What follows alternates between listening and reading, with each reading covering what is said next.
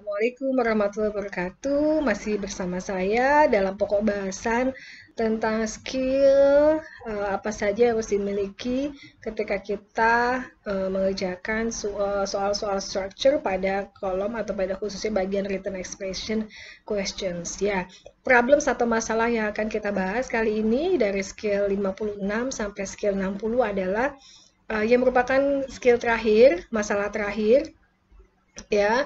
5 skill terakhir ini akan problems with preposition, berkaitan semua masalah yang berkaitan dengan preposisi kata depan ya. Oke, yuk kita mulai. Preposition can be used in two ways, ya, in a literal way or in an idiomatic way.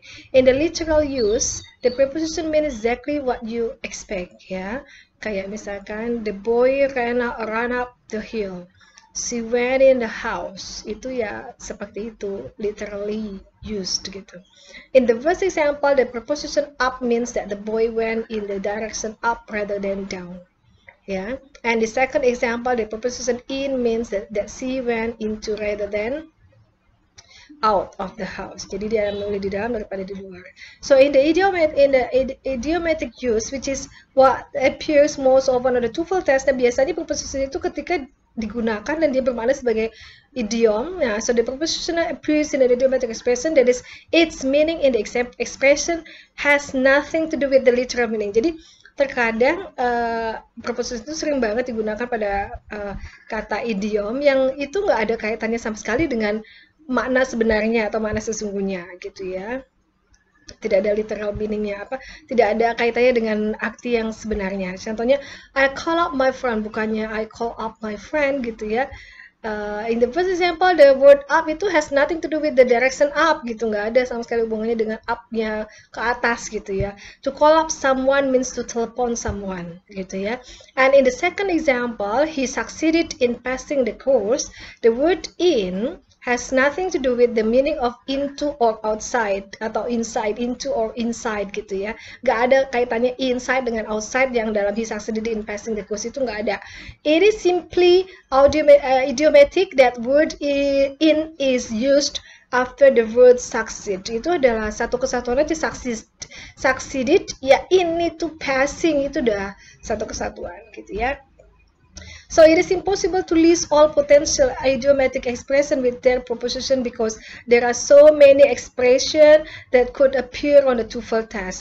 However, in this chapter, you can practice recognizing problems with preposition in TOEFL type questions. Then, when you are working in written expression questions or the TOEFL test, so you should be aware that idiomatic errors with prepositions are common in the section. So there are two common type of problems with preposition that you should expect. Yang pertama adalah incorrect preposition, yang kedua adalah omitted preposition. Jadi incorrect preposition, preposisi yang nggak tepat, ada juga ya preposition yang dihilangkan atau yang disamarkan gitu ya. Yuk kita bahas ke skill yang pertama dalam kolom preposition, yaitu skill 56, recognize incorrect preposition. Yuk kita kenali apa aja sih preposisi yang nggak benar itu.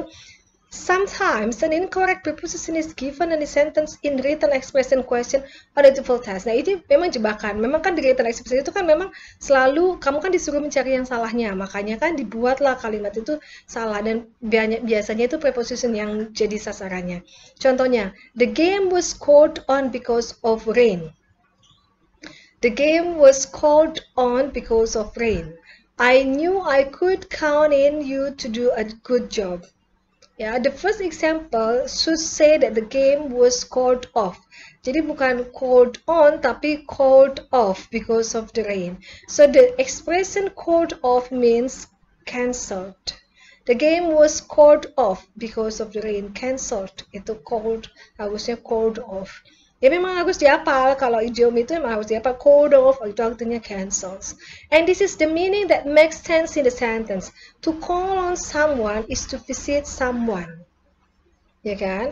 So, and this meaning does not make sense in this example. I knew I could count, kan nggak mungkin ya untuk call on someone itu kan visit someone. The game was kan nggak mungkin ya, artinya nggak nyambung lagi gitu kalau diartikan sebagai visit. So in the second example, it is not correct in English to count in someone. The correct expression is to count on someone. Jadi bukan count in tapi count on. Count on, ya. Oke, itu memang harus dihafal. Idiom itu idiom yang menggunakan atau preposisinya idiom yang menggunakan preposisi itu memang harus dihafal, ya. Makanya semakin kalian banyak mengerjakan soal-soal dan latihan pada buku ini, kalian akan peka. Oh ya, call itu bisa call up artinya apa, call off artinya apa gitu, kemudian count in itu artinya apa dan lain sebagainya, itu akan terbiasa, jadi lama-lama akan bisa, ya. Okay, exercise 56 number 1 and number 2 have been done for you. Number 1 itu after school many students participate in sport.